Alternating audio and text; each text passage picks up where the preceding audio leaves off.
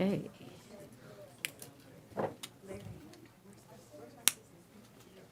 It's on the table. Yeah. Okay, are we ready? Thought I ripped you off. We ready, guys? Everybody's ready? Good evening, everyone. And of course, I didn't have my trusty, hold on a second, so I can say exactly. Welcome, welcome, welcome. And I am calling this meeting, this regular meeting of the 77th Monrovia City Council to order at 7:30 p.m. this Tuesday, April 7th, 2026. And this evening, we will convene our meeting in honor of Eliana Elena Lugo, born February 26, 2026, to parents Alina and Xavier Lugo and grandmother Amy Castro, a community services commissioner. And we've got another baby in the house. Not yet? Well, we'll do a little more formal, but we do have another baby in the house, and I'll let Tamala make the announcement later. And, well, I know it's not your baby, but. Well, I didn't know you was pregnant. Okay, we will start with our invocation by Sonia Luganville, and then followed by the Pledge of Allegiance with Councilmember Larry Spicer. Sonia. Thank you. Let's pray. Father God, creator of the universe, the one who holds all things together. Here at day's end, we seek you, O King of earth and heaven. You have been our sustenance today. You have been our joy. You have seen our tears. Be now our counselor, comforter, and protector. Give us direction. God of mercy, you are the author of our faith traditions, and you teach us to pray. Sometimes we don't know how to pray, but we know that we are not alone, and we thank you for giving us the gifts of your comfort and hope. Source of life and love, we pray for peace in our world. Together, we seek peace in our hearts, in our families, in our neighborhoods, and in these local institutions. Yes, sir. We seek peace that transcends all understanding, that heals all wounds, peace that reconciles conflicts. Grant us the wisdom to seek peace, to pursue dialogue, to embrace diversity, to respect every human life, and to uphold justice. All-knowing Creator, we give thanks for your peace that is both a gift and a responsibility, that is both a promise and a challenge, that is both hope and reality. We pray together tonight with hope, under a canopy of God's grace. Amen. Amen. Amen. Please stand and join me in the Pledge of Allegiance to our flag. Ready? Begin. I pledge allegiance to the flag of the United States of America and to the republic for which it stands, one nation, under God, indivisible, with liberty and justice for all. Thank you. Okay. Can we please have the roll call? Council members Belden, Here. Jimenez. Here. I'm sorry. No, oh, old habits die hard. Let me start that over. Councilmember Belden, Here. Dr. Kelly, Here.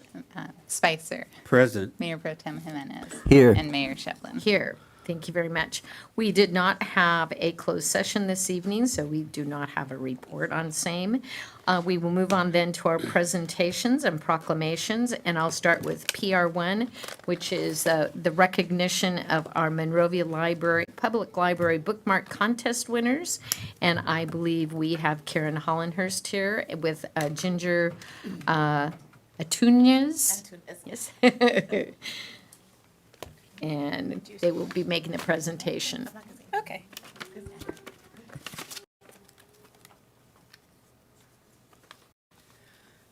Good evening, Mayor Becky Shelvin and Monrovia City Council members. My name is Karen Hollenhurst, and I'm the president of the Friends of the Monrovia Public Library. Since 1957, our organization has been dedicated to strengthening and supporting the library as a place where curiosity is encouraged, creativity is celebrated, and our community comes together. This evening, we are proud to recognize the imagination and talent displayed in this year's Friends of the Monrovia Public Library Bookmark Contest. Participants of all ages took part, each transforming a single bookmark into a unique expression of art and storytelling.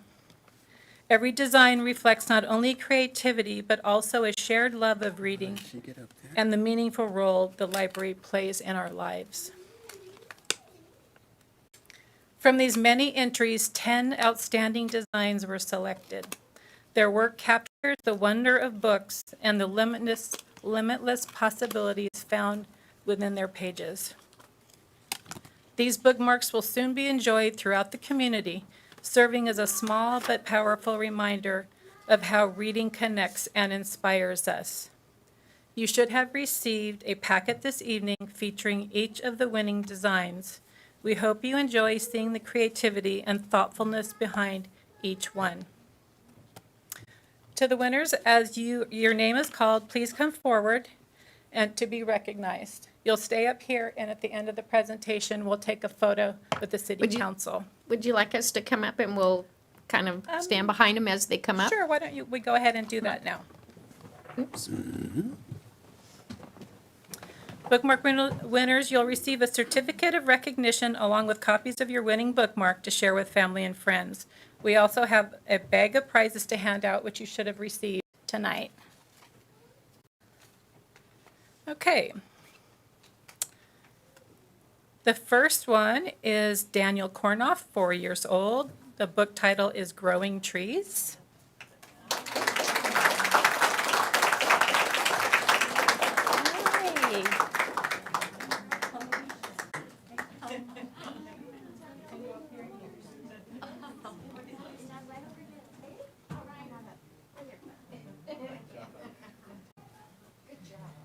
The second winner is not attending tonight, Olivia Liu, 4 years old.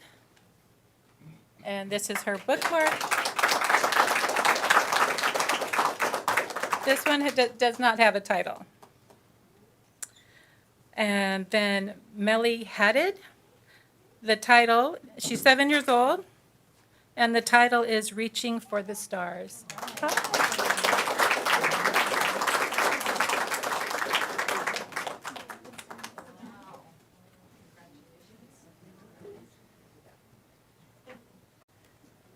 The next winner is Alden Oliver New, 8 years old, and the title of the bookmark is Books Bring Us Together.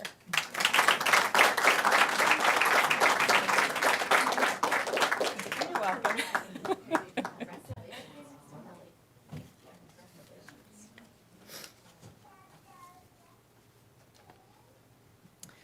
Okay. This one is Jeremy Yang, 9 years old. The bookmark title is Let's Read, and our favorite panda. Is Jeremy here? No Jeremy? Okay. The next one is Juliana Picardo, 13 years old. The bookmark title is Books Are Like Magic. Oh, sorry. Congratulations.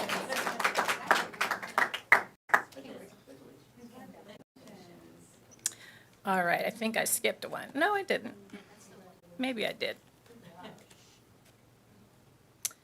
Okay, so Kayla Becker, doesn't look like Kayla Becker's here, and it is titled The Story at Sunset.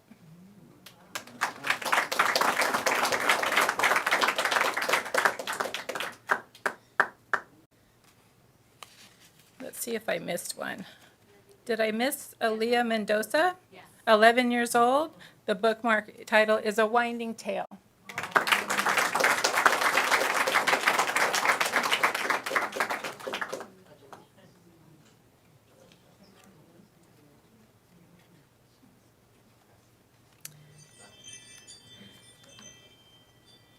In the adult category, we have Sharice Bradley, and the book title is Growing Together.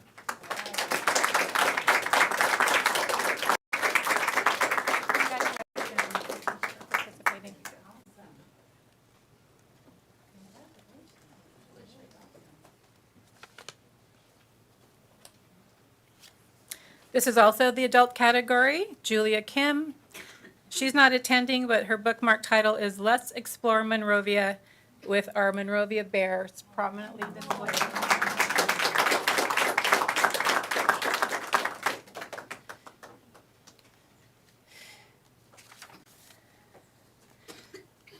Thank you for your creativity with us. You have helped us make this program a true celebration of imagination and community spirit. On behalf of the Friends of the Monrovia Public Library, I would like to extend our sincere appreciation to Mayor Shelvin and the City Council for your continued support of the library and its programs. Okay, we're going to be taking photos.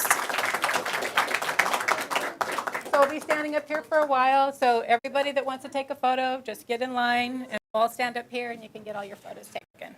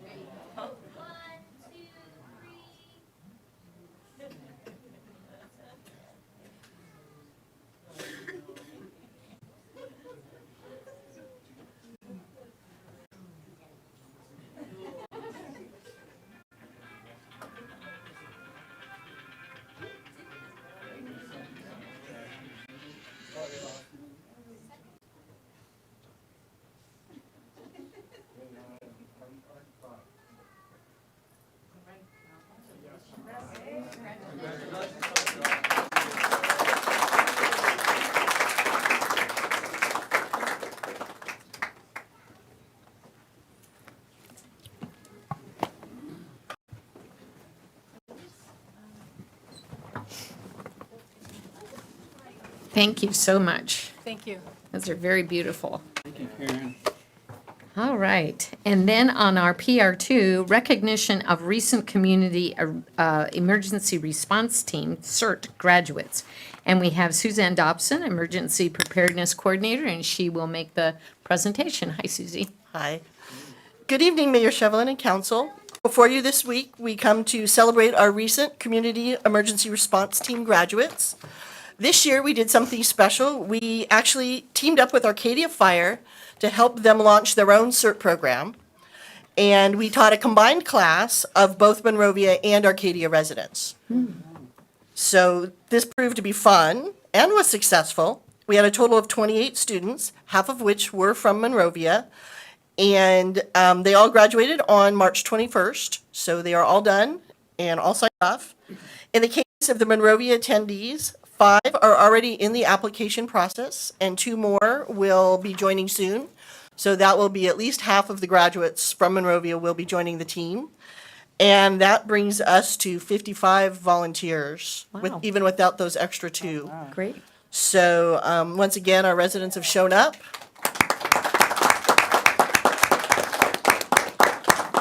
To make sure that as a city, we are resilient and we are ready for a disaster.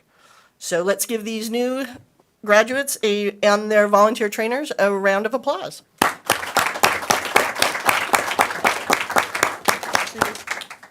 You guys can come on up for a picture.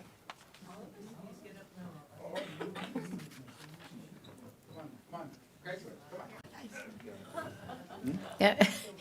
Susie? Yes. Do you want a photo op? Do you want to do it now? Yeah, we'll do it now and then Okay. we'll be done. Oh, okay. Certificates. They already got their certificates at their actual class graduation. So.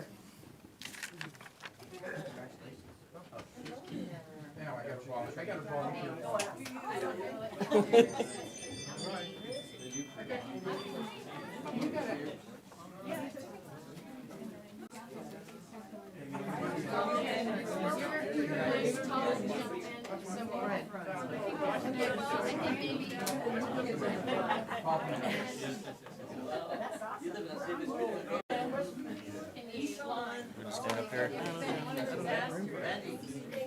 We'll all stand. Fireside will stand.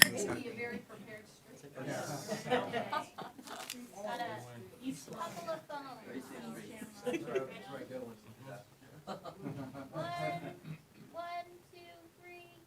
Perfect. Another one. One, two, three. Thank you. Thank you. Congratulations.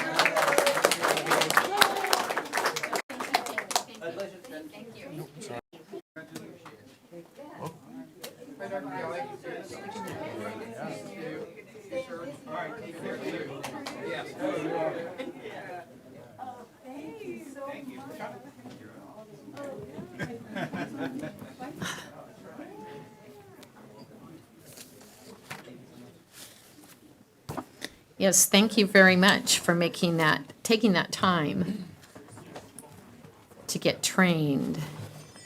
Okay, we started out with a full room and we're just about to. We do have a third presentation, and it's proclaiming April 2026 as DMV Donate Life Month. And we have here today Rachel Rodriguez, from One Legacy Ambassador. Come on down, Rachel. Hi. I have a proclamation here from the city, and I'll read it, and then you can make your remarks, and we can take a photo. Whereas organ, eye, tissue, marrow, and blood donation are life-saving acts recognized worldwide as expressions of compassion to those in need, whereas more than 100,000 individuals nationwide and more than 21,000 in California are currently on the National Organ Transplant waiting list, and on average, 17 people die each day while waiting, whereas the need for donated organs is especially urgent in Hispanic, Latino, and African American communities, whereas a single individual's donation of heart, lungs, liver, kidneys, and pancreas, and small intestine can save up to 8 lives. Whereas donation of tissue can save and heal the lives of more than 75 others.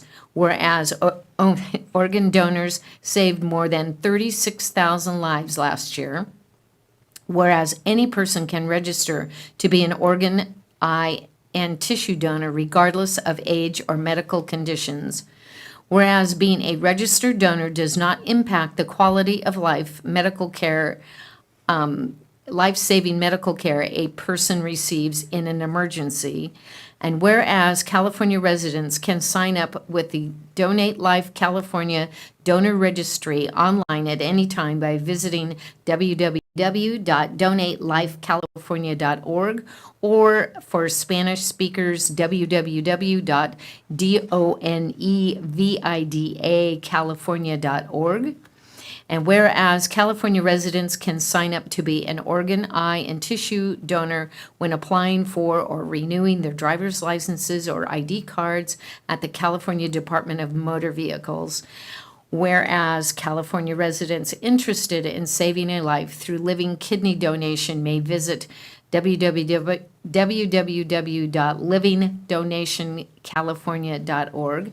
Now, therefore, I, Becky Shevlin, Mayor of the City of Monrovia, along with the entire City Council, do hereby proclaim the month of April 2026 as DMV Donate Life Month, and in doing so, we encourage all Californians to check yes online when applying for or renewing their driver's license or ID card. Dated the 7th day of April, 2026. Thank you, Mayor Shevlin, and all of City Council. I have been your One Legacy Ambassador for numerous years, and I thank you for your continued support to One Legacy. As you remember, this is Malachi. This is my beautiful grandson, Malachi. Malachi was 16 months old when, sadly and horrifically, he was a victim of homicide. Malachi was my firstborn grandson. Malachi, his dad is my son, and Malachi's daddy and his mom had a breakup, and unfortunately, she was not allowing my son to have a relationship with him. Another person was able to step in and play the father role, and that was the boyfriend. We received a phone call that was going to forever change our lives, and that phone call was that there was an accident and Malachi was now in a coma. 3 days later, Malachi was declared brain dead. And my son, in the darkness of his grief, chose to donate Malachi's organs in the hopes of of saving others. You know, he chose to save other children. And what we didn't realize is Malachi would save adults as well. Malachi went on to save the lives of 4. He saved the life of a 9-month-old with his liver. A 2-year-old little girl received his heart. A 21-year-old young woman received his right kidney, and a 65-year-old received his left kidney. This is the 2-year-old little girl that received his heart, and this is her today. She spent most of her life in a hospital setting with cardiomyopathy, which is an enlargement of the heart. We have a beautiful relationship with her family today. We are blessed to know her and her family, to stop and think about her parents having to give their child up for such an intrusive surgery such as this. I can't even imagine. And while they were doing the unimaginable, our family was grieving the loss of our child. So to be able to see her living life has been therapeutic for our family. It's been healing for our family. And I call Malachi's story Hope After Tragedy.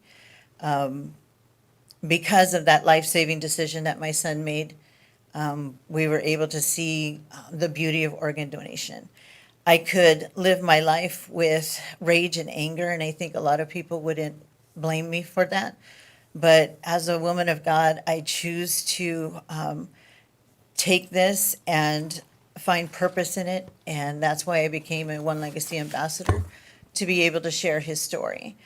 The last moments I had with my grandson, I made one promise, and that promise was to share his story. No matter how many tears would fall, I would share his story because his life mattered.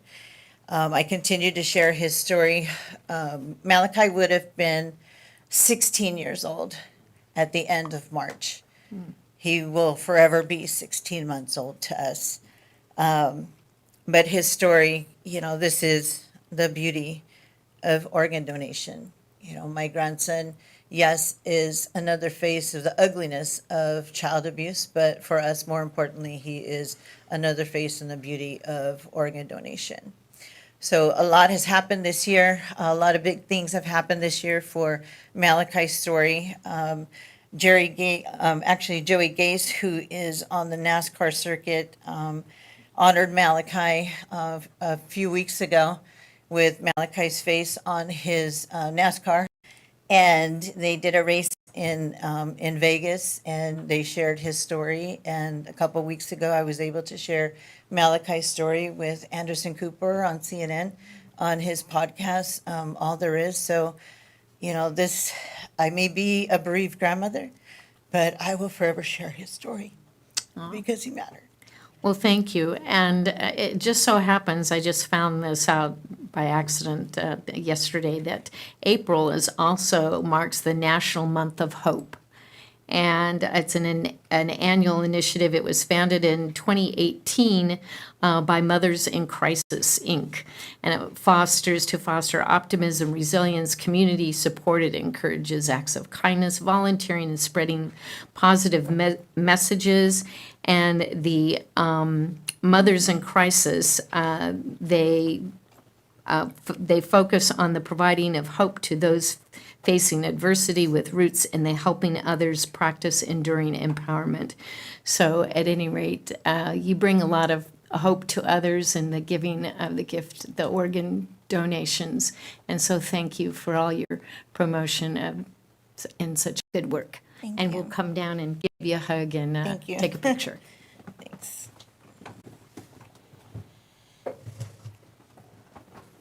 Can someone take a picture? Thank you.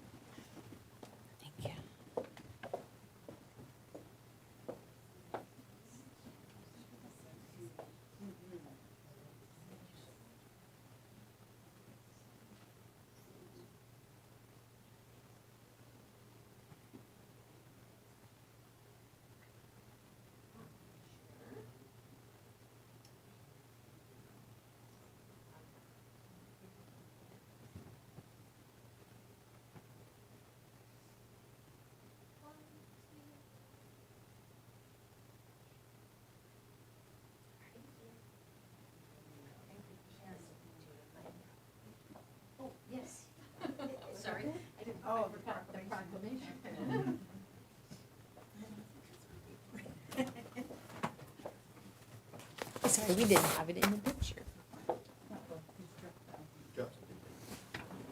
That's okay.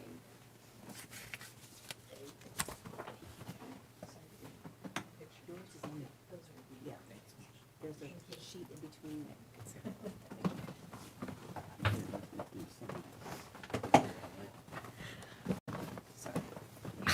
Yes, I had to give an inspirational message on Monday, very early Monday morning. And so I just opened up and did a little Googling, and there it was, magically, that April is the month of hope. So there was my inspiration for the month. But yes, your little Malachi has given hope and dreams for many people. So thank you, thank you, thank you again. And I noticed that, Sonia, you used the word hope several times in your prayer this evening. So we can all be very hopeful. Okay. Moving on then, our student government representative, what's that? And we have Elise this evening from the high school. And Elise, what's going on at MHS? Thank you. Good evening, Mayor Shevlin, council members, and members of the community. Good evening to you all. As the year begins to approach the end, I'm excited to share the events occurring on campus. To begin, before spring break, Monrovia High hosted the annual Mr. Monrovia contest, where 11 seniors competed for the title of Mr. Monrovia.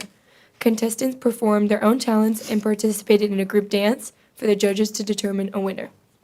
This event was a great fundraiser for the Renaissance program and also boosted companionship within the senior class. Moreover, a testing rally is scheduled for this Thursday to help students prepare for the upcoming SBAC exams. The purpose of this event is to encourage student participation, reduce test-related stress, and promote a positive mindset toward testing. Activities and final preparations are currently being completed to ensure the rally runs smoothly. In addition, preparations are underway for the Mario-themed recognition rally. This event will highlight student achievements and accomplishments in a fun and engaging way. Planning includes organizing decorations, coordinating participants, and finalizing event details. Senior nights for spring student athletes are scheduled to take place in 2 weeks. These events will recognize and celebrate senior athletes for their contributions to their respective sports. Preparations are ongoing to ensure a meaningful and organized recognition ceremony. Overall, preparations for upcoming events are progressing well. The leadership programs will continue effective coordination and planning to ensure these events are successful and beneficial for the entire school community. Thank you. I understand, is there a Battle of the Bands that's coming up? I believe it's in May. I don't know too much information about it. At my next PTSA meeting, I think I'll hear more about it, and I'll let you know. I want to say it's on the 9th, but I could be wrong, but that's coming up. And is it Stephen Bank that was crowned Yes. Mr. Monrovia? Yes, it was. Okay. All right. Well, thank you very much. And well, let's see how anxious you are for the end of the school year. How many days are left? I think there's either 34 or 35. Okay, all right. You're not counting or anything. No. All right, well, great. And you're more than welcome to stay, but I could definitely understand. If you need to leave, if you've got some things that you need to do, especially some studying. But thank you for being here with us tonight. Okay. Moving right along then, on our consent calendar are items CC1 through CC7, and those are considered routine in nature and can be enacted in one motion. Is there anything that anyone needs to pull or have a question? If not, then we can entertain a motion. I'll make a motion to approve consent items CC1 through CC7. Second. We have a motion and a second, then without further discussion or objection, then so approved.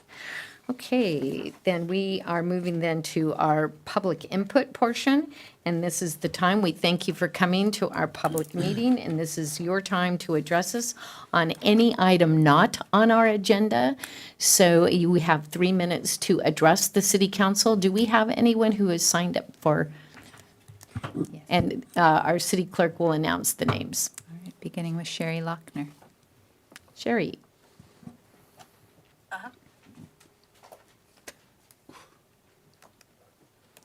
That was. Good evening. My name is Sherry Lochner, and I'm a resident of Monrovia. I grew up here in Monrovia and Duarte. I am here this evening to continue to advocate for day laborers and other people who are immigrants targeted by ICE. Since the last council meeting on the 17th of March, where I reported there have been 61 deaths as a result of ICE actions, including people who have died while in ICE custody. As of today, there are now 64 people who have died. The most recent death happened today in Stanislaus County, where ICE agents murdered a person on Interstate Highway 5. His name is Carlos Ivan Mendoza Hernandez. And there are probably more deaths that we don't know about because the Department of Homeland Security is only required by law to release reports after the death of detained people. There is no timeline to this requirement. Furthermore, the DHS is not required to report on deaths that happen during the arrest and detainment process, which makes it difficult to keep track of just how many people have been injured or killed. These deaths reflect not only the violent enforcement actions by ICE and the Department of Homeland Security, but also instances of cruel negligence at detention centers. I make the following requests of the Monrovia City Council. 1, to continue to pursue obtaining the report investigating the circumstances resulting in the death of Carlos Roberto Montoya Valdez. 2, adopt an ordinance declaring Monrovia a sanctuary city. And 3, continue to work with us to establish a permanent memorial honoring Carlos Roberto Montoya Valdez. If you have no more time or patience to listen to the requests my colleagues and I are making, then your humanity may be in peril. My colleagues and I will not succumb to indifference. We cannot and will not give in to helplessness. This is when dehumanization happens. We all should be deeply worried about state-sanctioned violence. We all should be worried about the death of our democracy. We all should be worried about the violations of human rights that go hand in hand with dehumanization. When state-sanctioned violence and abuse of human rights are tolerated, we are all complicit. I urge the Monrovia City Council to stand against the dehumanization tactics that have resulted in these senseless deaths. You can do this by becoming more proactive into investigating the circumstances resulting in Senor Valdez's death and by enacting a city ordinance declaring the city of Monrovia a sanctuary city. And finally, I would like to share this insight from Martin Luther King Jr. The ultimate measure of a person, and I would say a community, is not where they stand in moments of comfort and convenience, but where they stand at times of challenge and controversy. Thank you. Martha Mack.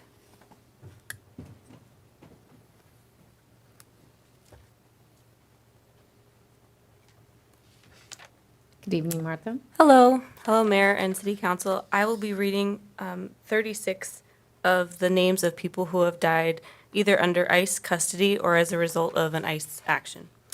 Jose Manuel Sanchez Castro, Panjak Karan Sinj Kataria, Ramesh Amachand, Gendry Donaldo Ruiz Guyen, Sarawit Gezaheng Dehene, Maxim Chernyak, Juan Alexis Tineo Martinez, Brian Rayo Garzon, Non Nuac Nguyen, Marie Ange Blaze, Abelardo Avellaneda Delgado, Jesus Molina Vella, Johnny Noviejo, Isidro Perez, Tien Xuan Fan, Chao Feng Gay, Lorenzo Antonio Batres Vargas, Oscar Rascon Duarte, Santos Venegas Reyes, Ismael Ayala Uribe, Norian Guzman Fuentes, Hua Bing She, Miguel Angel Garcia Hernandez, Leo Cruz Silva, Hassan Ali Moed Saleh, Gabriel Garcia Aviles, Kai Yin Wang, Francisco Gaspar Andres, Pete Sumalo Montejo, Shiraz Fatehale Sachwani, Jean Willis Brutus, Fawad Syed Abdul Qadir, Delvin Francisco Rodriguez, Nenko Stanev Ganchev, Luis Gustavo Núñez Caceres, and Luis Beltran Yanez. Thank you. Thank you. Joseph King. Good evening. Yeah, hello, Mayor and City Council. The list is actually getting quite extensive, so we have 28 more people that we have to read in. Parati law. Victor Manuel Diaz, Aber Sanchez Dominguez, Javier Garcia Hernandez, Laura Sim, Julio Cesar Peña, Alberto Gutierrez Reyes, Pejman Carchinas Naja Fahadi, Daffy Mitchell, Irvin Cruz Nape, Emmanuel Damas, Mohamed Nazir Paquetawal, Rora Perez Jimenez, Jose Guadalupe Ramos Solano, Wael Tarabishi, Linda Davis, Jaime Alanis Garcia, Carlos Roberto Montoyas Valdez, Josue Castro Rivera, Ruben Ray Martinez, Silvero Villegas Gonzalez, Isaiah Sanchez Barboza, Keith Porter Jr., Geraldo Lunas Campos, Renee Nicole Good, Alex Jeffrey Preddy, Nurul Armin Shah Alam, Carlos Ivan Mendoza Hernandez. And the thing which really sticks out to me on the first part of this list, these are all people who died in the Adelanto Detention Center. And in February and March, there were 2 people who died. Imagine if the police department here, 2 people were dying a month. It's crazy. Thank you. Sal Chavez.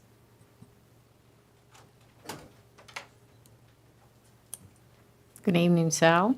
Good evening, Ms. Mayor, City Council, staff.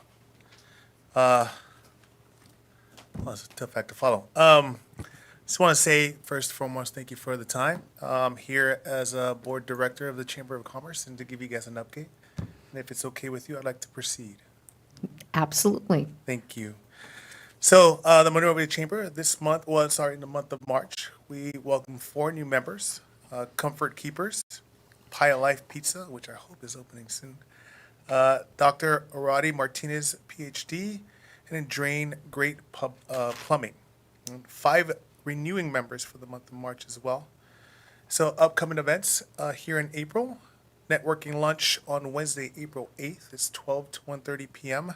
It's at Jake Rhodes' house. RSVP online. It's $30 for members, $35 for non-members. We have a joint ribbon cutting on Thursday, April 16th, 5 p.m. to 6:30 p.m. It's the Money Store at 420 Myrtle here in Monrovia, obviously. RSVP online through our chamber website. And then Monrovia Community Adult School Job Fair on Thursday, April 23rd. That's from 10 a.m. to 1 p.m. And it'll be at the Monrovia Community Adult School on Mountain. We have a booth there. Monrovia Area Partnership Neighborhood Conference on Saturday, April 25th, 9 a.m. to 2 p.m. at Second Baptist Church. And of course, we also have a booth there as well. We have a joint evening mixer on Monday, the 27th. Rise Credit Union will be hosting at 427 South Myrtle. And again, we can RSVP online for $10. And the ribbon cutting ceremony on Wednesday, April 29th, 4:30 p.m. to 6:30 p.m. It's Casa Colina, 245 East Foothill Boulevard, and RSVP as well online.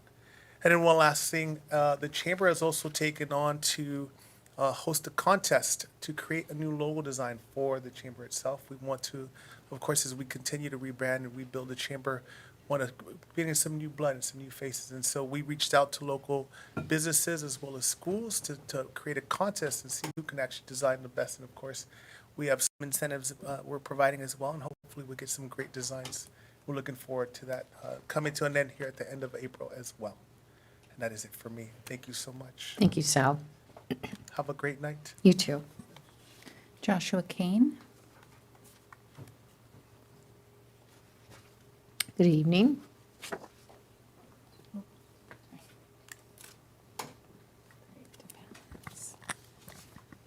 Good evening, Mayor, City Council members, and staff. I believe the clerk is handing you a more thorough version of what I'm going to read to you tonight. Since I need to keep it under 3 minutes, I'm going to read instead of talk this time. So my name is Joshua Kane. I'm a historic preservationist with 25 years of experience. At the previous 222 Cypress study session, I spoke to council to help achieve both a genuine restoration of the Ingersoll House and a successful affordable housing development. I am pro-preservation and I am pro-development. You can be both. This council can be both. During that study session, it was suggested during public comment that moving the Ingersoll House repeats the racist acts of redlining. That is a staggering distortion. Historically, South Monrovia meant anything south of Olive Avenue, not Huntington, not the freeway.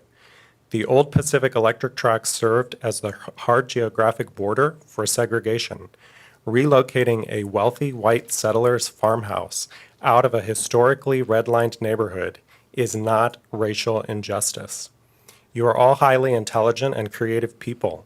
Let's not get caught up in performative propaganda designed specifically to reduce affordable housing in Monrovia. Leaving the Ingersoll House anchored as a monument to white wealth in order to reduce the amount of affordable housing that could be built is the true tragedy. If we are serious about preserving the Black foundations of Monrovia, we need to identify the right projects. I've attached a top-line survey to the letter that I submitted to you tonight, outlining several actual foundational sites in South Monrovia that must be landmarked without delay, sites built by and for historically marginalized Monrovians. There has also been talk of using other money to save this Victorian on-site. Let's be clear, the money that you're discussing is either Measure K money or state, regional, and local housing grants. This money is designated for housing parks and general city services, not restoring a white farmer's legacy. This is an open invitation for some serious bad press that Monrovians do not need. Furthermore, when an appointed member of the Measure K Advisory Committee stands at this very podium advocating to use those funds to reduce affordable housing density, it raises serious questions about conflicts of interest.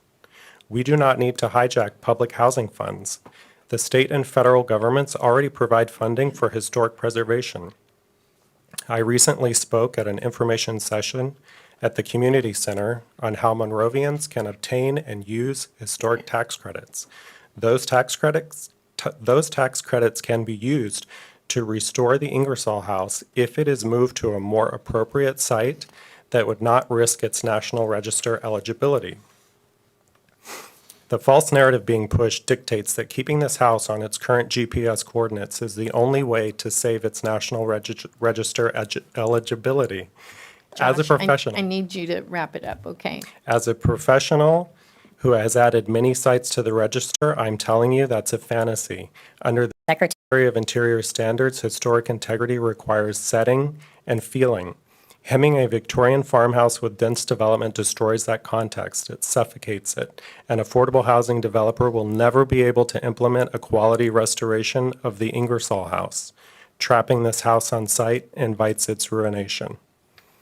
I have more, but I Yeah, understand my I time's really up. have to call it. Yeah, thanks. Thank you very much. Vera?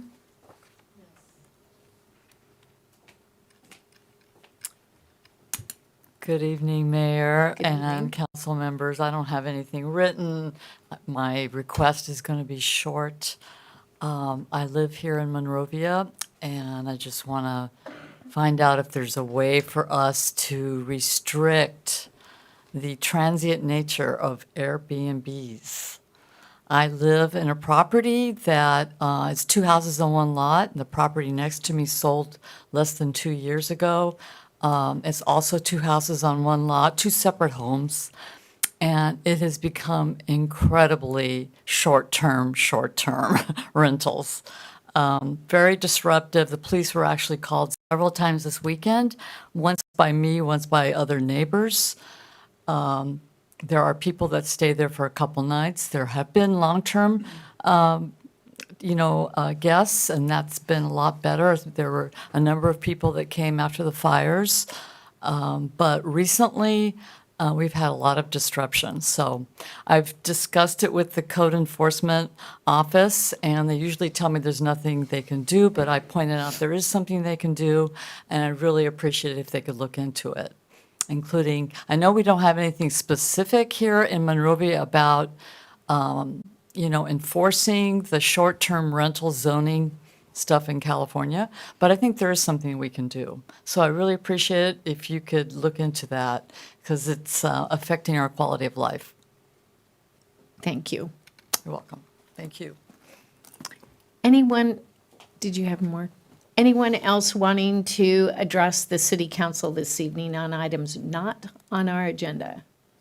Not seeing any, then I will close that portion of our agenda, and we will move on then to our reports of city manager. We don't have any public hearings this evening, and we'll move on to our reports of city manager and staff with RCM1, city council directives, and that is Mr. Feek. Yes, thank you, Madam Mayor. I apologize, the directives tracking log, I was not able to update it prior to the meeting, primarily because I was out of town, as council is aware. I took my family on a trip along a large portion of Route 66. It was something we've been talking about for a while.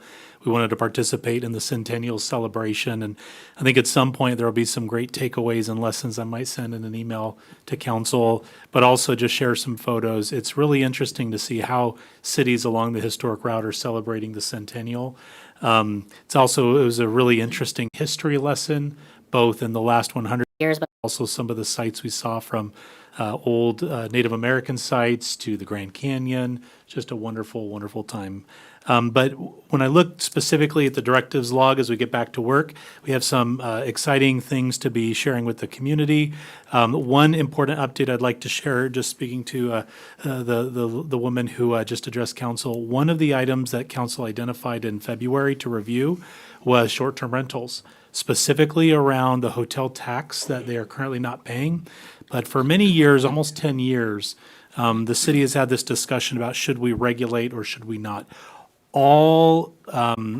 Anyone staying at a residential home in Monrovia, whether you own it, you rent it, or whether you're using it as a short-term rental, everyone is subject to our noise ordinance. Everyone is subject to our nuisance ordinances. There is always something we can do. So we would encourage people to call police department if someone's at a short-term rental or a unit being loud, obnoxious, violating any rules. There is always something we can do. But specifically related to the regulation of short-term rentals, including licensing, code enforcement, inspections, and even taxation. That's a discussion that's going to be coming up to City Council here within the next month or so. I'd also like to share that in a special city manager's update today, we shared two important updates. One, we are assisting the San Diego Humane Society with some fundraising for Blondie's bear cubs. The cost to care for and rehabilitate the two cubs, which are now without a mother after the incident last month, is approximately $400 per week per cub. And as they anticipate how long it will take to rehabilitate the cubs, they estimate approximately $50,000 worth of fundraising to help cover the costs. This is a nonprofit that's doing this for the state of California. Since we began sharing information about the cubs, they've already raised over $15,000 in donations from the community. So we're well on our way. We'll share updates in the coming weeks and months, and hopefully we can cross that threshold, and maybe there's a positive story that the community of Monrovia can help care for these cubs before they get returned to the National Forest. We'll also come up with a great excuse to do some new swag, some T-shirts, some hoodies. Maybe we can sell those or auction those off through our nonprofits. The other important update we shared, before I share, we will also participate and educate the community on living with wildlife. This is something we do regularly, but we're just going to double down and do more of it. That way, it's very clear that what we've been preaching for a long, long time, we just want to make sure that we're refreshing everyone's minds and memories and how we can live and cohabitate this beautiful community with our wildlife as well. Dylan, can I just interject for those that I know a lot of people have said, oh, why don't we name the cubs?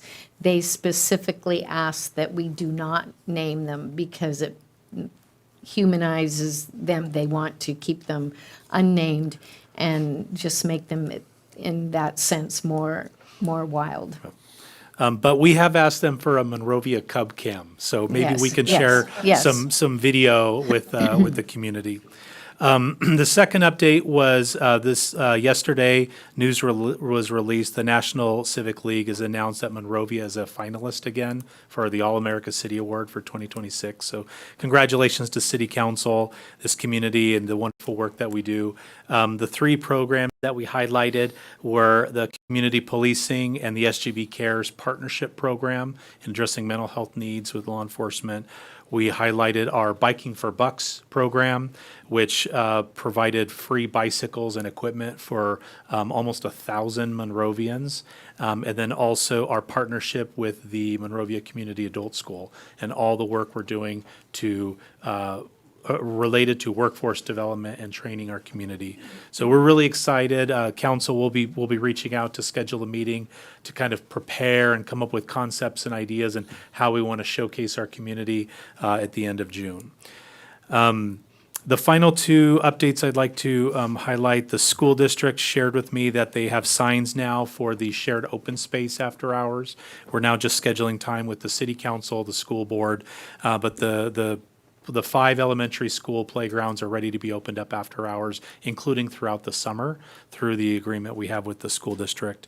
And last but not least, just a reminder that we have continued to reach out to both the governor's office. I know the mayor has spoken with the state attorney general's office, who you know someone in the office, related to the death of Carlos Roberto Montoya Valdez.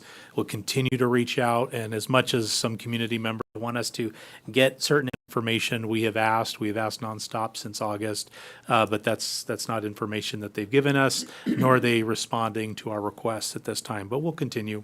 But that's my report this evening. We'd be happy to answer any questions you might have.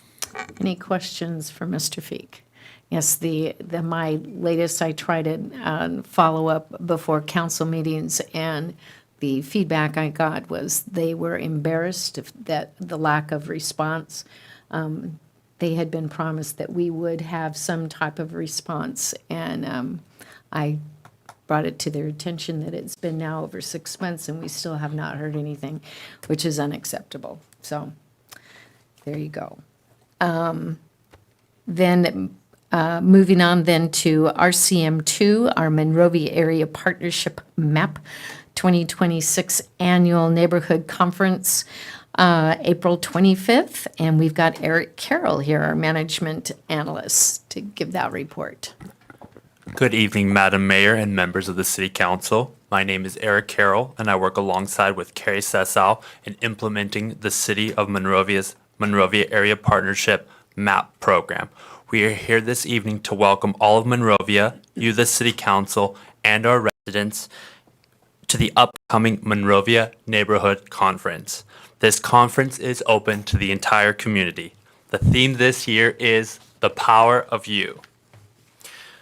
As you know, the Neighborhood Conference is one of Monrovia's signature programs. This year marks the 16th anniversary and is lined up to bring residents, city officials, community partners, and staff together for a day full of connection, education, and engagement.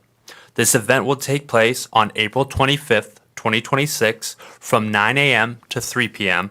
at Second Baptist Church, which is located at 925 South Shamrock Avenue. If you are interested in learning about AI, the history of Route 66, paths to civic leadership, development throughout the city, and several other popular topics, this event is for you. These workshops will make residents feel confident, well-connected, and ready to contribute to a stronger, more vibrant Monrovia. Also, there will be an event fair and information fair offering a variety of resources, including free health screenings. Thank you. Good evening. As part of the overview this evening, I'd like to share with you a little bit more about the conference theme and the power of you and what it means to all of us.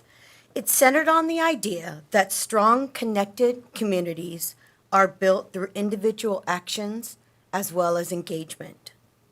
At its core, the power of you means every person can make a meaningful impact in their neighborhood, in their community, and of course their city. The 2026 conference is guided by 3 key goals, which is to inform, connect, and empower. Inform residents with clear practical knowledge about the city, program services, and our many resources. Connect, strengthening relationships between neighbors, community partners, and city staff. And lastly, empower by inspiring individuals to take an active role in their neighborhood and their communities. Because ultimately, strong communities don't just happen, they are built by people. By city staff, by council members, but they are built by our residents who we hope can join us for the conference. Now, we all know events like this would not be possible without the generous support of so many sponsors that came forward even before we started planning the conference to say, we want to sponsor, we want to help out, we want to be part of this. And that truly is an absolute blessing. And we're grateful for each and every single sponsor listed on the slide. But Eric and I would like to take a moment to recognize the VIP Gold sponsors for their exceptional level of support. Mount Joy Construction, Century 21 Adams and Barnes, Councilmember Larry Spicer, and Domenico's Italian Steakhouse. Thank you very much for your generosity and your giving spirit. Registration is now open for the conference, and we are looking forward to welcoming the community, the council members, residents, and business owners, and anybody else that would like to attend that's part of this community to join us on April 25th. The Neighborhood Conference is more than just an event. It's an opportunity to bring people together, to share knowledge, and to strengthen our connections that make Monrovia such a special place, because the individuals that join us make it the Monrovia way. This year's theme reminds us, the strength of Monrovia starts with you, and that is the power of you. Eric and I appreciate the opportunity to share this with you, to invite you, and to invite the residents and everybody listening this evening. As we mentioned, registration is now open. The QR code is an easy link. It's found on the flyer, on our social media, on the city's website, and through a variety of a lot of marketing tools that our staff has been able to do with the city manager's office. We'd be glad to entertain any questions you have. Carrie, can someone, if they don't register, can they just show up that day? Absolutely. All right. We'll have to write your name in on a name tag, but Oh, everybody is that's quite welcome. all right. Don't want anybody to think they can't come on down if they're not pre-registered. Thank you, Mayor. Yes. Carrie, I everybody's want to ask if is the schedule along with the link, is that connected to our social media like Instagram, correct. Facebook? Yes, it is. So it's on our Instagram right now? Absolutely. Okay, perfect. And the flyers also, we have two-sided flyers for those that want the font larger, excuse me. The font larger, excuse me. Or we have smaller for Whoa. individuals that want it, smaller and to put it into smaller places. So we've got double-sided that. And then everything is listed on our program flyers. Do you have one of those available? Okay. So we do have all of that Not available at the front, here, but I have yes. one right up And they are placed in a variety of locations. Yes, you can. Will you please hand it to Dr. Tamara Kelly? And I'm sorry, was there a question, Councilmember Belvin? Thank you all for this. I'm looking forward to it. It's great. Thank you. We're very So- excited, obviously. So Carrie, who's the keynote speaker? The keynote speaker is Dr. Jeffrey Zampanelli from Monrovia Unified School District. Okay, great. All right. Thank you. This is awesome. Thank you very much for everything. Thank you. Thank you, Mayor and council members. All right. Thank you for Good job. for understanding the little slip up. I think we're just a little tired today. A little bit, yes. Yeah. All right. Thank you for joining us. Thank you. Okay, I want to know whose puppy that is in the back window there. Somebody's. Waiting to speak. Yeah. Late arrival? Awfully cute puppy. Thank you. All right, thank you. Thank you. All right. Then moving on then to our reports of city council members. Then I will start with Mr. Belden. Thank you, Madam Mayor. So I know many of us have been talking about Blondie and the incident that went down recently in the city, and I wanted to bring up an option for folks. I mean, there's not many people in the audience right now, but if anyone is listening, California Department of Fish and Wildlife, as much as they're part of the state organization, you can go to our legislators. They actually run by 5 commissioners, and the commissioners are actually the ones that kind of adopt policy. So you can write to those commissioners directly and also ask them to make sure they know that they should change those policies and their procedures. Monrovia's been doing a lot of great work on our comprehensive safety action plan and making sure that we can all bike, walk, roll, just be safe out on our streets and even in a car. So that's out for draft review, and I think comments are due this Friday. It also has some updated bike routes, and thanks to the staff for doing some great work on that. I was honored to get out with the Monrovia Parks Wilderness Recreation Foundation, and I want to really just thank all of the staff at Monrovia. And Tina is not here anymore, but I think she had a hand in it, and Rebecca had a hand in it, and I think Heather Gibson too, in really just recognizing the foundation at the California Parks Recreation. Is it a society? Is it? No, it's the California Parks and Recreation organization that comes together. It's the local LA district and just recognize them. But it's really just amazing, one of the amazing organizations that just teams up with the city and does good work. And we're lucky to have so many of those great orgs here locally. I think the last one I'll just talk about is I went to the CPA, the Clean Power Alliance, as our rep, and the good news is that we're in really good shape. I guess what I will say is generating costs have been going down still on a lot of the renewables and even non-renewables right now. Even in California, even though we're seeing really high gas prices, that's on the diesel and the gasoline prices, but our natural gas prices are actually still pretty stable, and our renewables are still actually even going down and down. And so that's a great thing. Cannot comment on our distribution costs, which is the other more the actually heftier side of the bill you're receiving, and that's on the Edison side of things. So that's it for me. Thank you. Thank you. Mr. Spicer. Okay, thank you, Mayor. I want to share a few upcoming community events. First, Monrovia Days is right around the corner, and we're inviting everyone to come out and celebrate with us. The festivities kick off on Thursday, May 14th with Monrovia Days Parade in Old Town beginning at 7 p.m. Parade applications are now available, so if your school, group, or organization would like to participate, please contact the community center. The Monrovia Days Festival will run all weekend with rides, games, youth performances, a live band, concessions, and plenty more for families to enjoy. Festival hours will be Friday, May 15th from 5 to 10, Saturday, the 16th from noon to 10, Sunday, the 17th from noon till 8 p.m. I also want to highlight our spring recognition luncheon honoring our Monrovia older adults.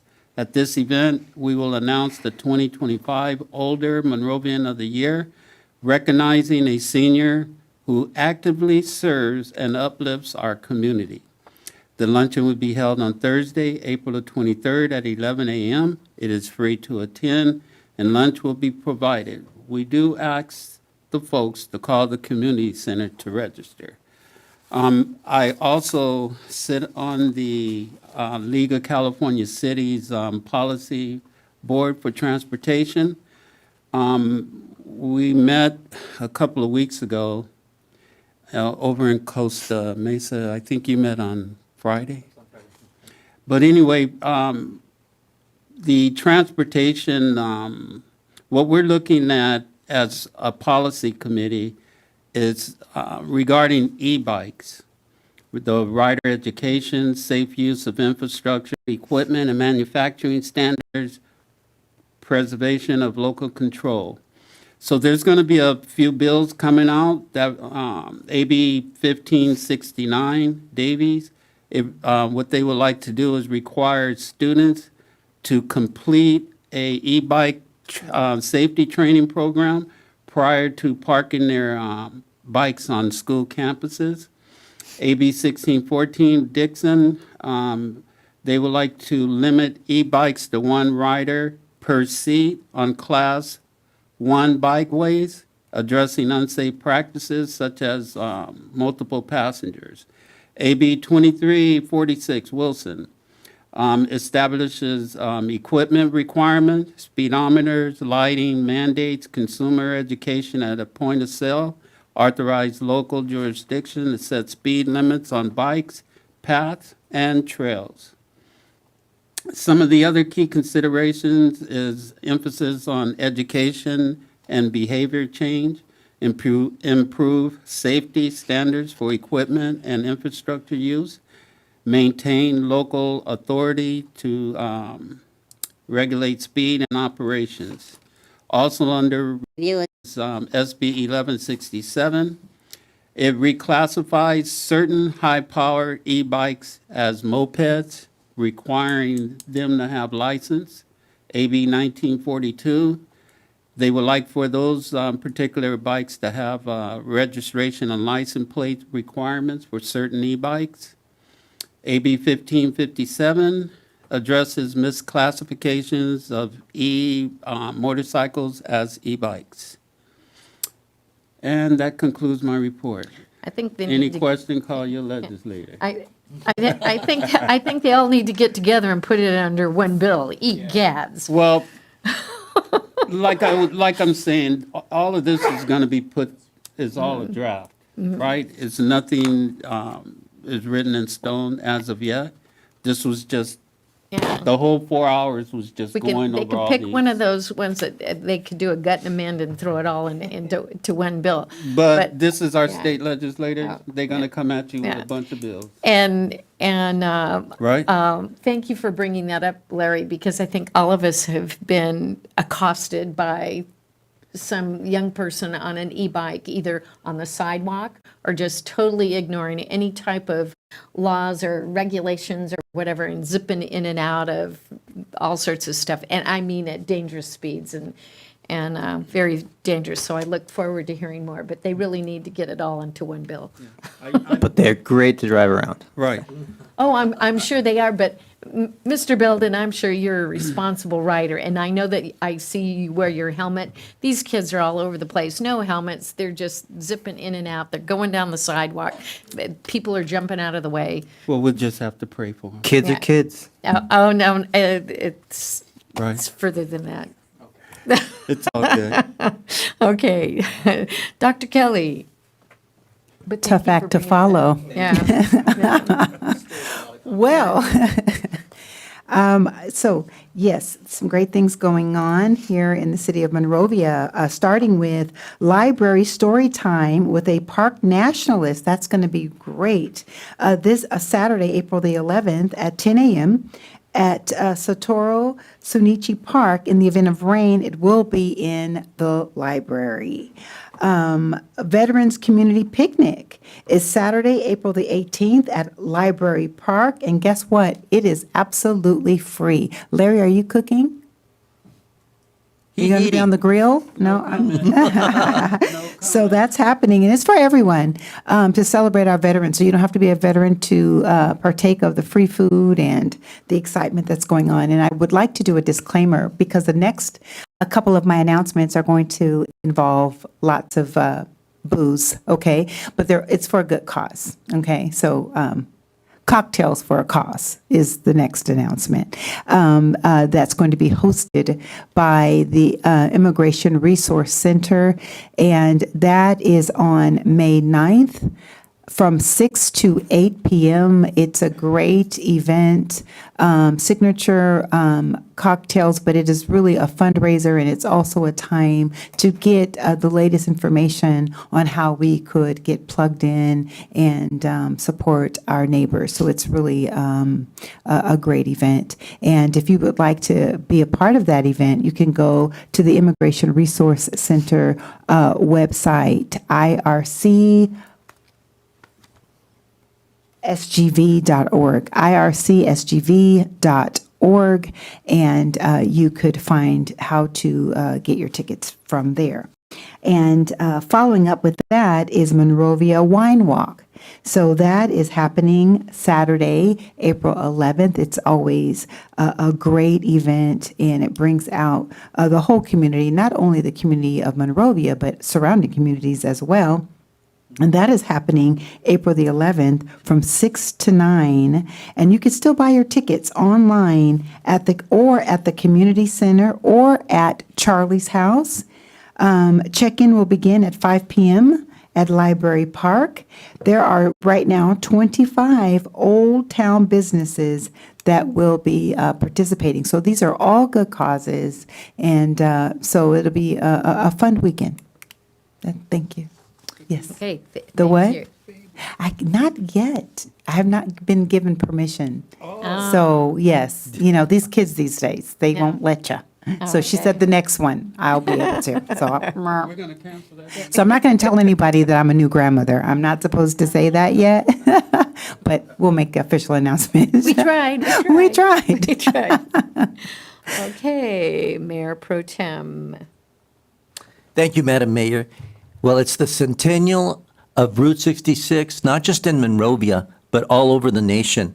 On Thursday, April 30th, is the national kickoff of the Route 66 celebration. And here in Monrovia, we're starting off with a bang. The Monrovia Historical Museum on that day from 4 to 6 p.m. is having their grand opening of their special Route 66 exhibit, Engines of Change, How Transportation Shaped Monrovia. And it's free. They're going to have a Good Humor ice cream truck that's going to be there, free ice cream, okay? And they're going to have a Helms Bakery truck with free donuts. The donuts are sponsored by Norm Haley Real Estate, and the ice cream by Seven Gables Real Estate. They're going to have live music by the Houston Trio. So that's a special event. And immediately after that, after the 6 o'clock, they're going to have a short cruise around Monrovia's Route 66. Wow. It's to advertise the kickoff for Monrovia's big celebration. And just a couple days later, on Sunday, that would be May 3rd, is the big kickoff. Get your kicks, 100 years of Route 66 in Monrovia at the Monrovia Recreation Park. It's going to be a huge event. We're going to have vintage cars and trailer show, sponsored by Street Rods Forever. We're going to have live music by Groovy Tunes. We're going to have center stage there. They're going to have the greatest hits of Route 66. There's going to be a Route 66 exhibit by the Historical Museum, the Monrovia Historical Society. Fred's Car Museum will be there. There's going to be food trucks. In-N-Out Burgers is going to be there, okay? So that you can imagine how good it's going to be. Now, this event, there's still time to register if you have a classic car. If you want more information, go to the Monrovia Historical Museum website. And we're excited for it. And if that isn't enough, on that same day, Sunday, the MOPEG Historic Homes Tour is going to be happening. Now, their theme is going to be a Route 66 theme. All the buildings that are going to be on a tour are Route 66 theme. We did it on purpose, the two overlapping events. You've probably already seen on social media, if not in person, that our Flying A gas station, they've got the original pumps up and their electricity is in and it's lit. And there's a lot of excitement. A lot of people have come up and said they thought they were going to knock the building down, but instead of knocking it down, no, they are restoring it. It's going to be on the tour. I'll point out also Tired Iron Works. We've all seen the building on Foothill Boulevard, Monrovia. That is on the tour for the historic significance. That started off life as a 1926 Dodge dealership. It's a centennial of that building. It's automotive related. So it's a very special day. You can buy the tickets for this event. This event will require tickets, unlike the other two events. And these tickets are available at Charlie's house for $25 The day of the event, they're $30, but hey, save $5. So we're going to have an exciting kickoff. This is not just the beginning and end. This is the beginning of the Route 66 adventure that we're going to have on the centennial year here in Monrovia. Thank you, Madam Mayor. Thank you. Okay, under my report, I do have, actually, there are 5 pieces of legislation that are, what happened to my other one? All of a sudden, I only have, oh, there they are.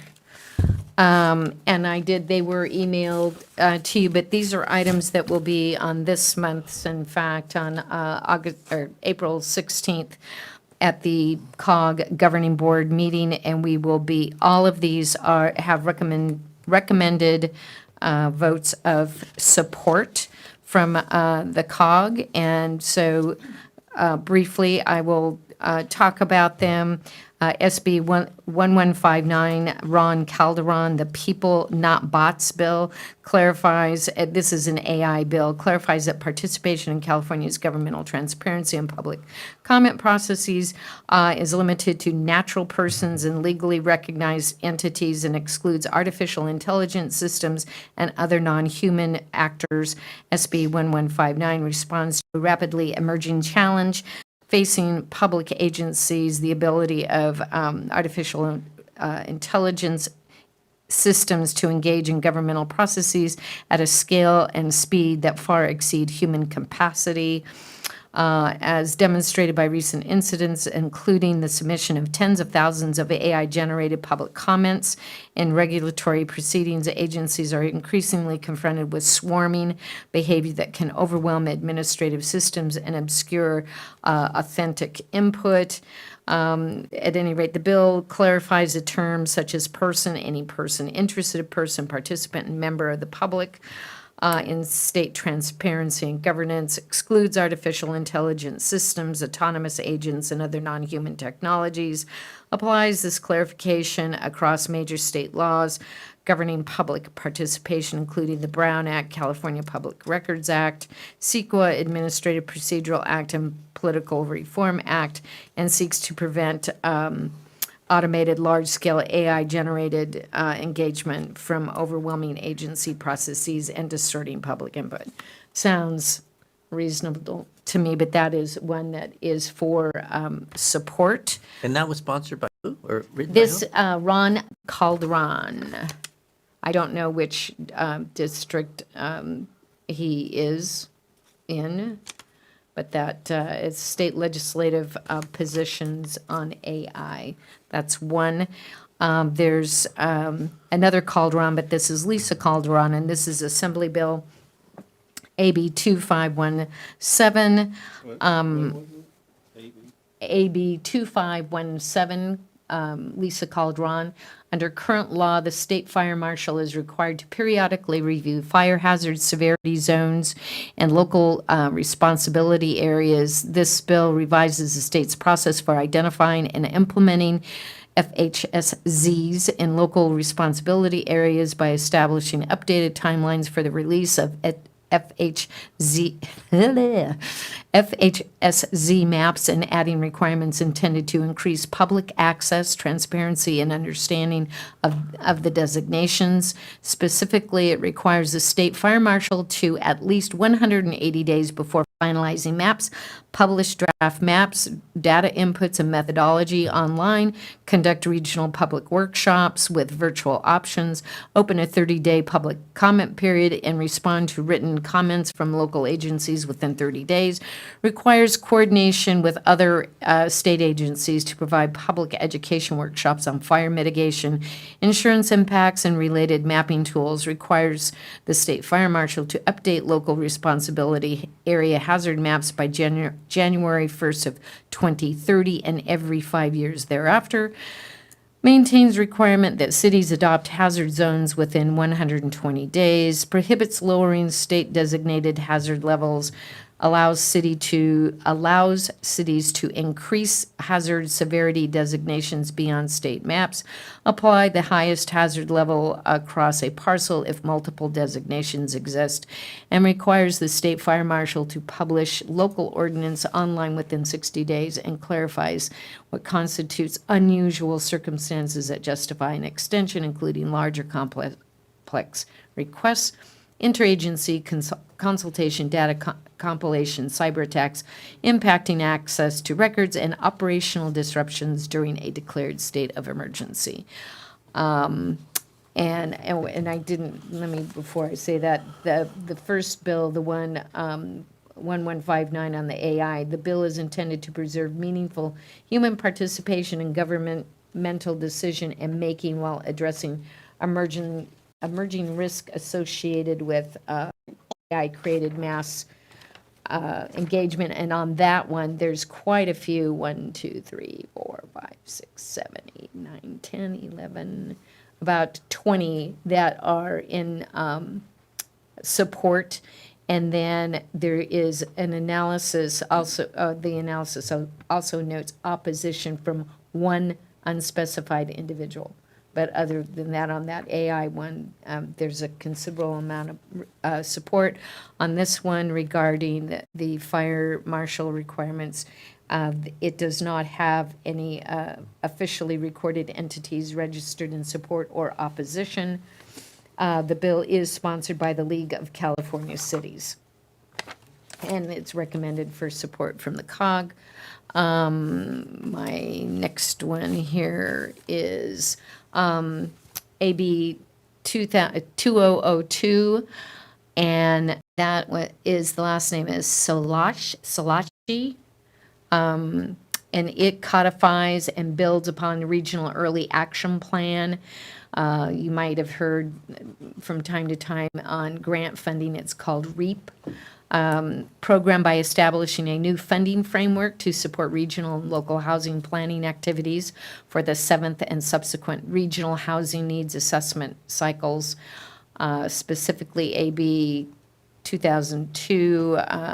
It creates the regional early action planning funding to provide one-time population-based funding to councils of governments. It requires the Department of Housing and Community Development to allocate funds to eligible regional entities, and allows those entities to apply beginning 39 months prior to housing element due dates, authorizes the use of funds for RENA methodology development, technical assistance, staffing, and consultant support, infrastructure planning, and other activities, and accelerate housing production and improve regional planning coordination. It allows regional entities to sub-allocate funds to local jurisdictions for housing-related planning activities, including permitting improvements, feasibility studies, infrastructure planning, and housing trust fund development. Requires reporting on expenditures and outcomes, and authorizes HCD to monitor program compliance, directs ACD to develop program guidelines exempt from Administrative Procedure Act. This one has been referred to the Assembly Housing and Community Development Committee and is pending scheduling. This bill is sponsored by the California Association of California, try that again, Becky. California Association of Councils of Governments, that's CalCog, and the Southern California Association of Governments, SCAG. There are no formally registered positions in opposition or support at this time. No, of opposition, only those support. And that one is also, this one is probably far more familiar, and this is the bill that is being brought forward by John Harabedian, AB 2576, and this is in response to the SB 79, and this is a cleanup measure, and it is asking for delays key implementation timelines associated with SB 79 by 1 year. Maybe I should stop there. 79 is the one that has the high density housing around the transit oriented development. Okay. Okay, that wants to delay the implementation for 1 year, including operative date for the Local Compliance and Imposition of Housing Accountability Act penalty for non-compliant jurisdictions. I know that Sherry reported recently and that we were going, and that's what they're generally advising us to go ahead and be prepared, but he's asking that that be delayed for a year. Now, this one's interesting because it definitely affects us, increases the population threshold for applicability of certain TOD provisions from 35,000 to 40,000 residents. So we are under 40,000 just by a smidge, but thereby narrowing the number of jurisdictions subject to the most intensive requirements.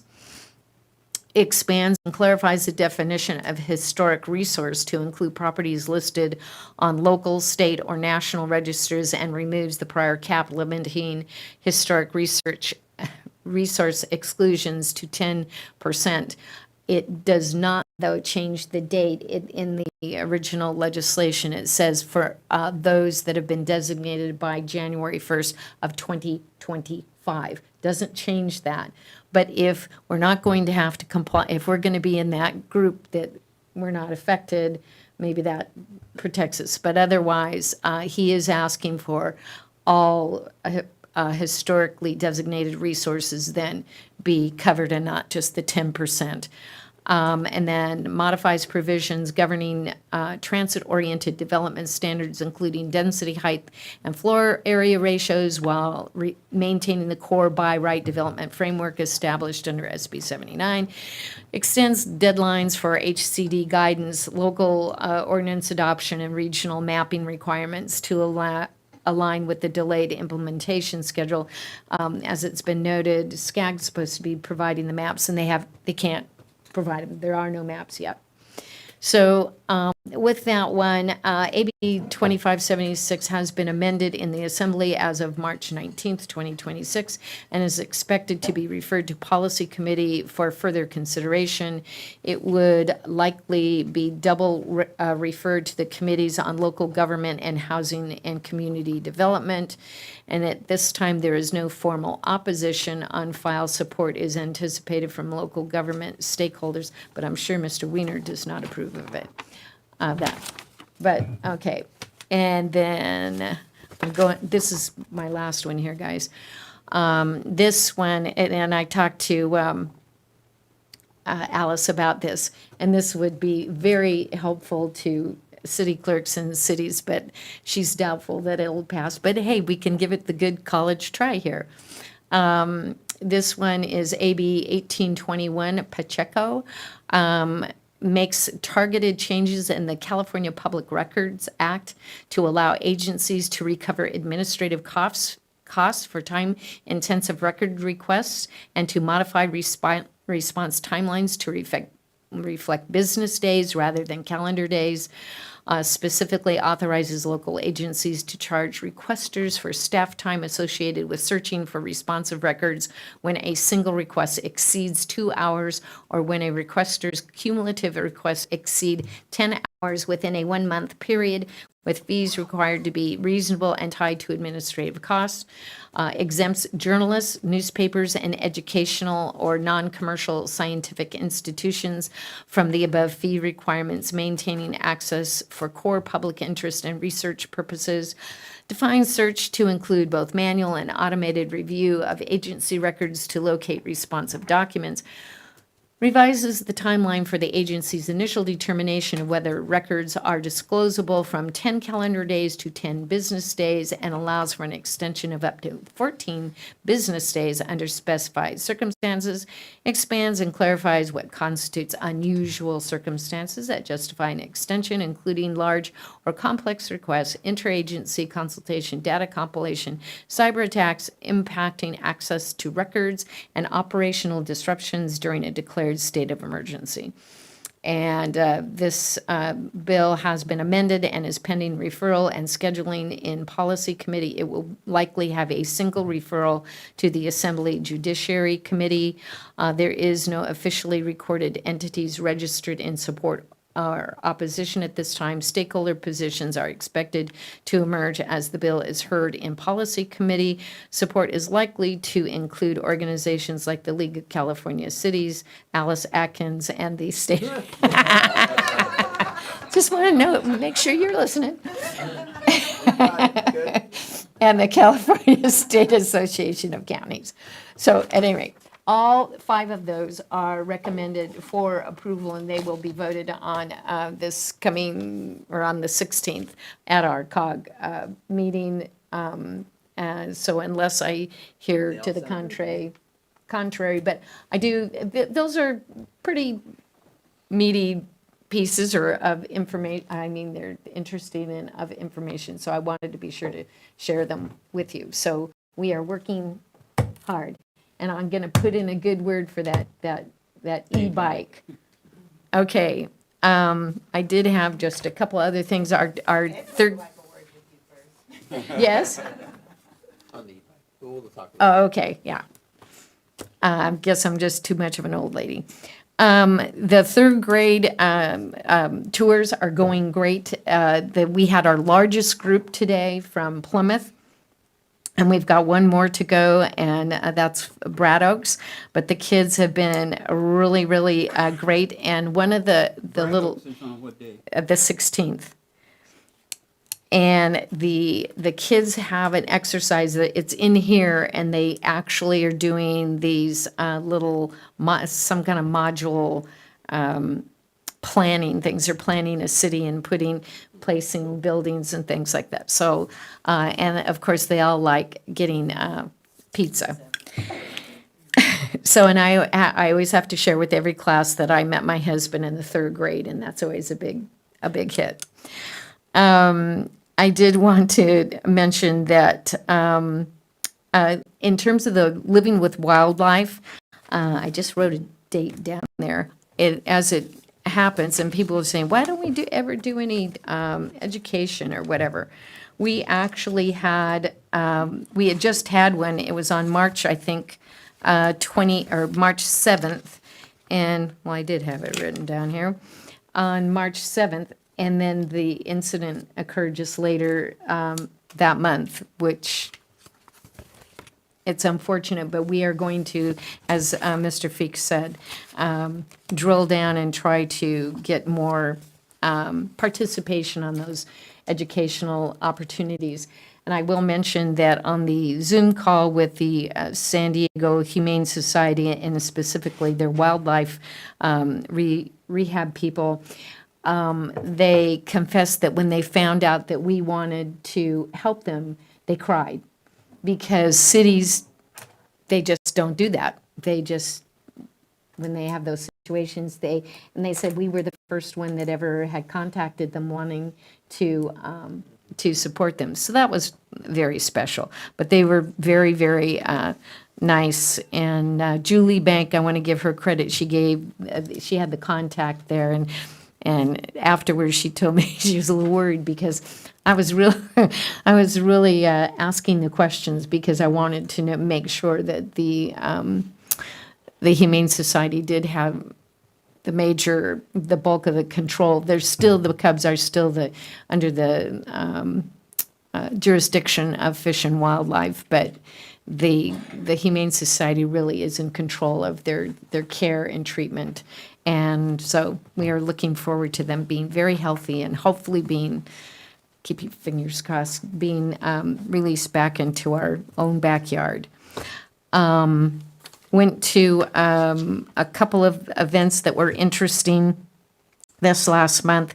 One was a butterfly release, which was done by All About Seniors. It's a senior service group, but they had a butterfly release at Library Park, and that was to honor people that you had lost in the past, and just a nice little event to talk about your loved ones and grief and whatnot. So that was very nice. And also from the on Women's History Month, and I know Larry was there, that was the showing of the Jones sister video, and that was very good, very good.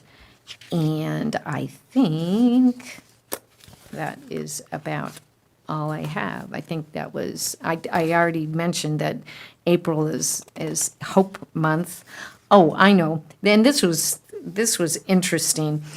I was invited as the mayor to an event called Government, it was something like Government Connects, and it's through the LA County Office of Protocol. And this is some kind of annual event they do, and they make connections between cities and foreign consuls and consulates and whatnot. I talked to some people from Qatar and from Taiwan and Brazil, and I can't remember where else. It was very interesting. And at any rate, it's an annual event, and I did share with a few people because they had never heard of it before, but it was something that was held at the Board of Supervisors in their hearing room, so it was a large event, but there's something like 93 different foreign consulates in LA County, and I'm pretty sure it's 93. It's up there. It's a big number. Yes, the Los Angeles Consular Corps consists of 93 consulates, 62 career, and 31 honorary. So a lot of different countries represented there, and it was all about making connections for the World Cup and also for the Olympics. And the city of Culver City had an awesome video, which I again contacted him today, one of their council members, and he promises to share it, and I'm going to make sure that staff has it and the chamber has it to see how they're promoting their city, whether it be for the World Cup or just in general business or the Olympics. So really nice. So with that, I think that is all I've got. I'd like to say I hope everybody had a nice Easter and that their Passover has a few more days. It ends on April 9th.